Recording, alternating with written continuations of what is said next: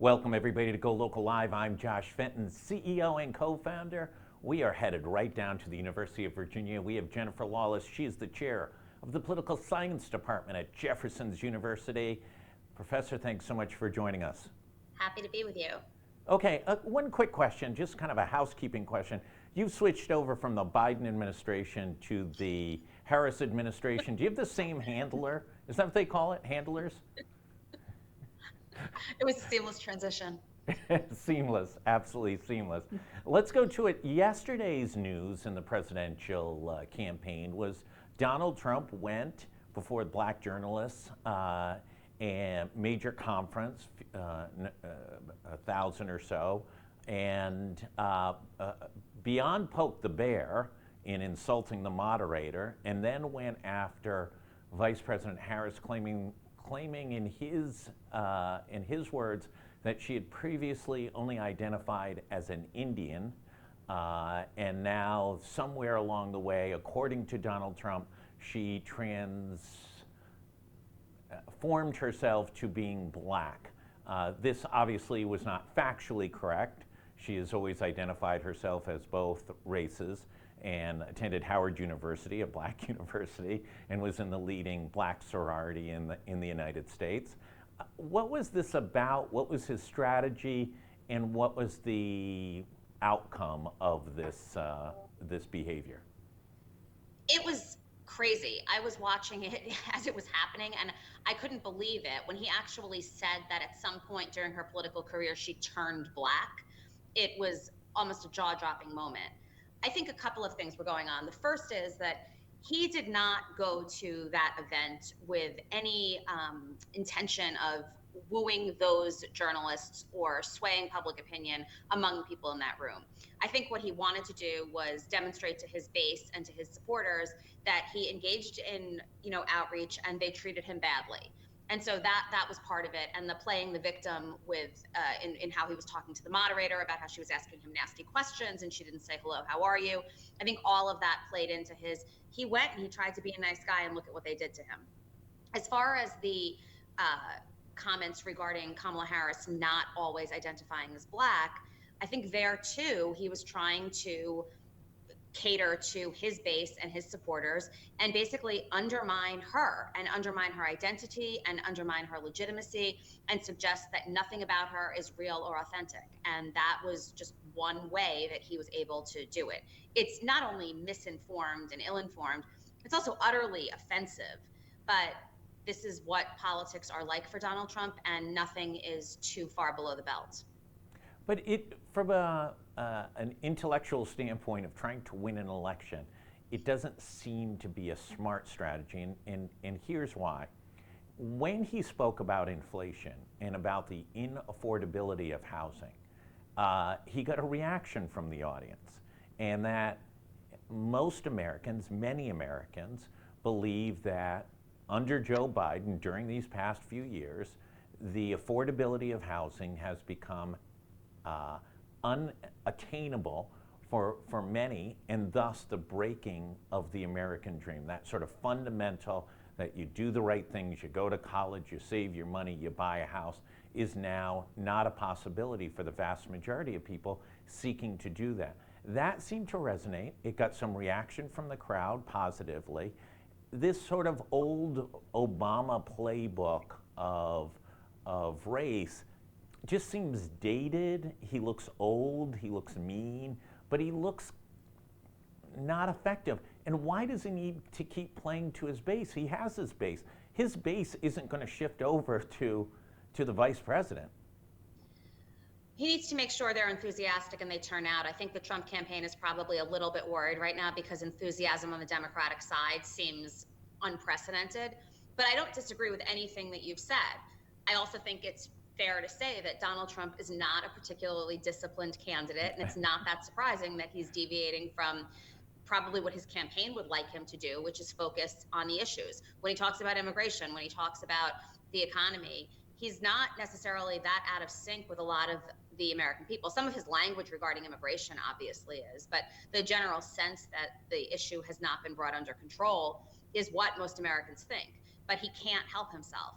The other thing I would note here is that when Trump was running against Biden, part of his strategy was to chip away at the black vote. He wanted to do a Right. little bit better. If he could do 4 or 5 percentage points better, especially among black men, than he had done in 2020, that would be enough to really poke a major hole in Joe Biden's coalition.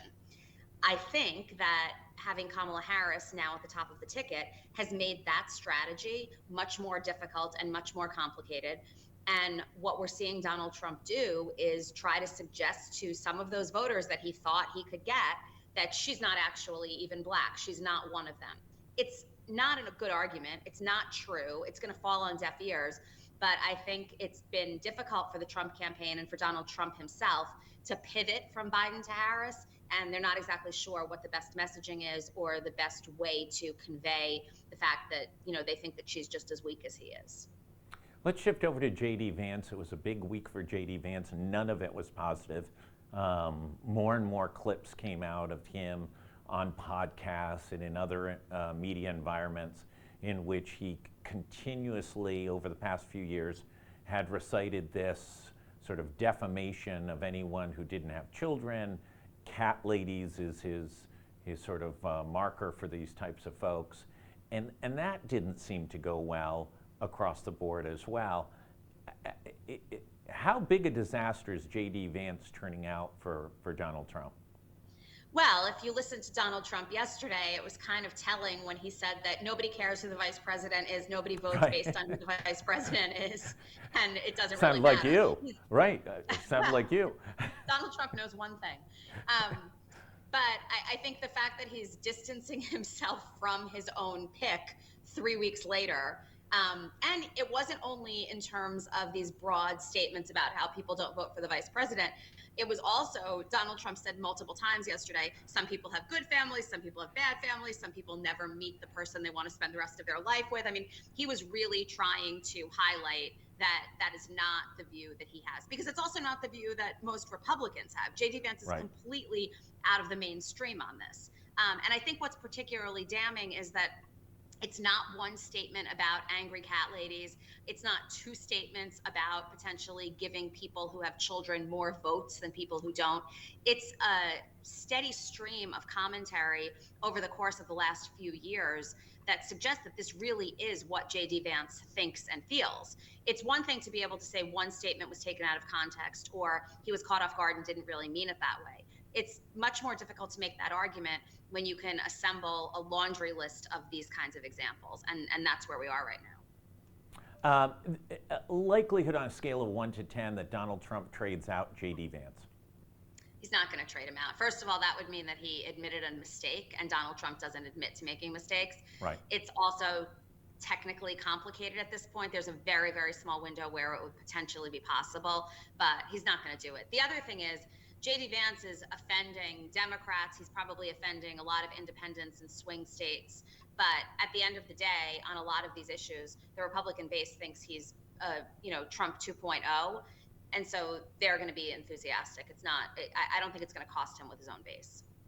Okay, let's go to the Democrat selection of a vice president. Last night I got to watch Mark Kelly, who's on CNN. He looked just like Daddy Warbucks. I believe there was some discussion about adopting little orphan Annie and her dog Sandy. You've been a Mark Kelly-ite.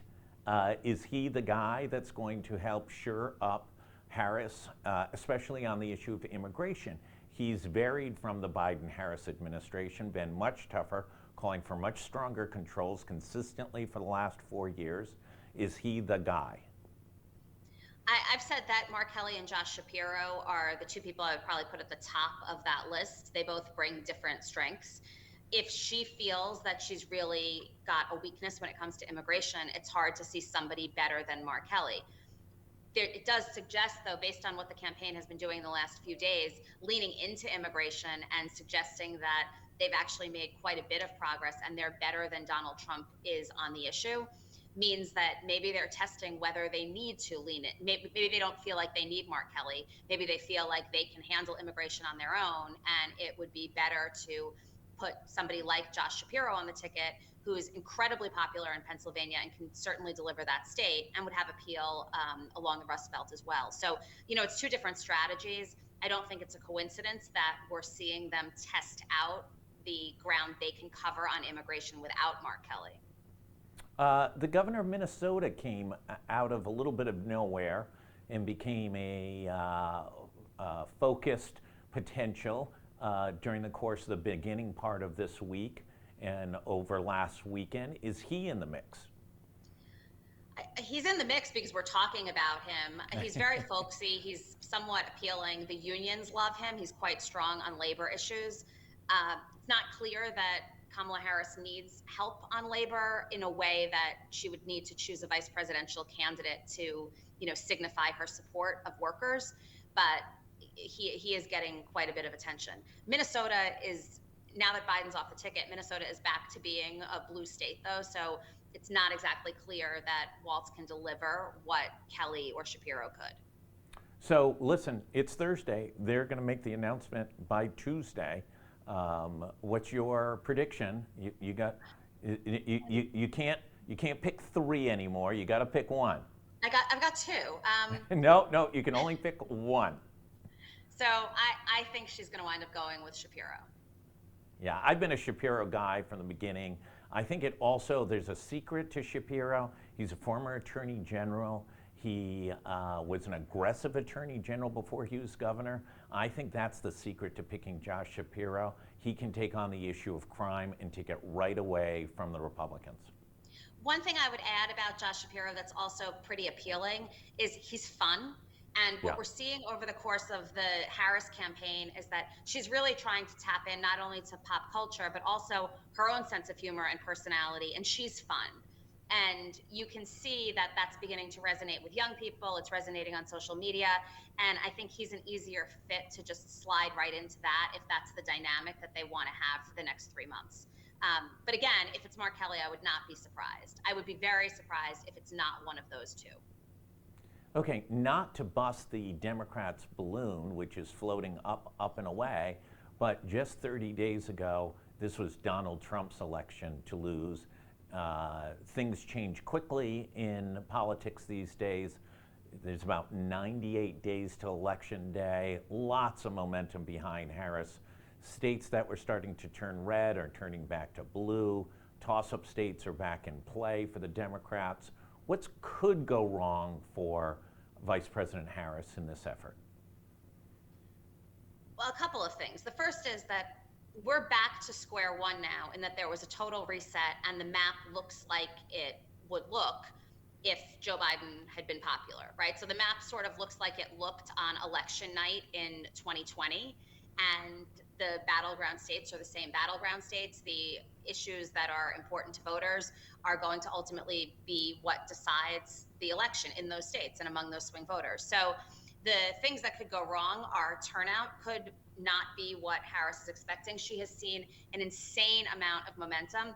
It's difficult to sustain that. Now, it's a lot easier to sustain it for 98 days than it is for 16 or 17 months. So she has a shot, but this is the kind of momentum that she needs when people start casting ballots, and we're still pretty far away from that. The second is she has not named a vice president yet. I think everybody initially thought that J.D. Vance was a pretty smart pick. It was a cocky pick in that it was a base pick, but people thought that he was, and pundits assumed that he was going to be great with the media and great on the stump, and he turned out to be a poor surprise to the Republicans. So who knows what could happen on that front. And then there are also a lot of foreign policy questions that we just don't know. Now, there's been some good news. There's a Russian hostage swap that's happening right now. We also know that at Guantanamo Bay, the mastermind of 9/11 has, ultimately come up with a plea deal. So there are some successes that the Biden administration is going to be able to rack up between now and November. But the war in Ukraine rages on, and there's more uncertainty now between Gaza and Israel than there was a week ago. And so when it comes to foreign policy, there can be an August surprise, a September surprise, and an October surprise. Well, let's go to that. I also think it's still Donald Trump's race to lose. So, Democrats are very excited, but all we are now is back to a statistical tie. Let's go back to that, though. I think Israel's the X factor for the Harris campaign, because young progressives who had moved away and caused, I think, Joe Biden a tremendous amount of damage, continue to be an X factor. And as college campuses come back in, and there's no ceasefire and doesn't look like there's going to be a ceasefire, it is not in Netanyahu's best interest. He is literally killing the negotiators who are parties to the ceasefire discussion. This attack by Hezbollah on the Golan Heights, all these X factors, it may mobilize young progressives on college campuses, which then wildly undermines the Democratic campaign. It could. The Democratic campaign, though, is a little bit different than it was when Joe Biden was at the top of the ticket, and Kamala Harris is trying to reach out to young voters and to this group of women and men in a way that the Biden campaign did not. And I think what she's trying to do is make this about, for young people, make it about more than just what's happening in the Middle East. That might not be enough, but it might help stem some of the bleeding. It might help stem some of the, some of the loss. I also think that she's not seen as this. She and Joe Biden are not seen as exactly the same when it comes to the Middle East, because he is the president. He's the one making the calls. It's her administration too. And if she's going to take credit for successes, certainly she is going to be held somewhat responsible for failures. But ultimately it falls on his shoulders, not hers. So I think she has a little bit more wiggle room. I've heard both a phone call coming from the White House and then an email pop up from the White House. Clearly your response on this issue of young progressives and the Middle East is not what they want to hear over there. Do you want to technological mess over here? If you want to recalibrate and give a new response, that's absolutely fine. Or you could just email it to us and we can plug it in. Okay, so you've got Josh Shapiro next Tuesday. What do we see over the next week beyond the Democrats selecting a vice president? A couple of things. The first is the Harris campaign seems to have settled on freedom and the future as its main message, as opposed to the threat to democracy. It's a more forward-looking, upbeat, happy message. It's part of the reason that they're using phrases like weird to describe Donald Trump instead of a threat at this point. And so it'll be interesting to sort of see how that fully takes hold and if that message really begins to resonate on the Democratic side. And on the Republican side, I think we're really going to begin to see what the attacks look like. They haven't settled on them yet. There's the DEI candidate attack. There are some racist and sexist attacks. She's just an arm of the Biden administration attack. There's the she covered it up and knew he was going senile attack. They haven't really settled on anything yet, and they haven't really settled on what their main defense is. I mean, people in the Trump campaign and Donald Trump himself at this point are still sort of saying and demonstrating with sour grapes that they were planning on running against Joe Biden. This is so unfair. That's not a compelling message. So I think they have a little bit of time to settle on what theirs is, but they're going to have to figure it out pretty quickly. I think weird is a setup for old and creepy. I think that's the predecessor. They're going to go with weird for a week or two, and then switch over to sort of pulling these different attacks that Donald Trump is out of touch. He's going to be the oldest president ever, and that he is old and creepy. Look, I think that J.D. Vance plays into that too. A lot Absolutely. of what he says is creepy. Yeah, it covers both of them, but that isolating Trump as just being old. And, he doesn't look great. He didn't look good at Black Journalists Conference yesterday. He physically doesn't look well. And, it's the same fair questions that got asked of Joe Biden. He's maybe not to that point cognitively, consistently, but there's real questions about his age and ability to deliver. And what I would say on that front, by the way, is that he thought he was inoculated from those criticisms because everything is relative. Right. And he's learning that 58 and peppy and upbeat is a lot different than 78 and dour and sour. Yeah. And, I don't think he was prepared for that. Or as they say, old and creepy. As always, we I like appreciate dour and sour. Dour and sour. As always, we appreciate you taking the time. For everybody else, it was Campaign Finance Report Day. We've got breakdowns on the governor's race. We've got an interesting tidbit on the Cranston mayoral race, and take a look up at the competitive Woonsocket race as well, where one of the candidates raised a lot of money and then he put it back in his pocket by repaying one of his loans. So take a look at all of those. We'll have coverage throughout the day. Enjoy this great weather. We're in a little bit of a heat wave. Get out to the beach and take advantage of the great Rhode Island summer. Thanks, everybody. Stay tuned for much more.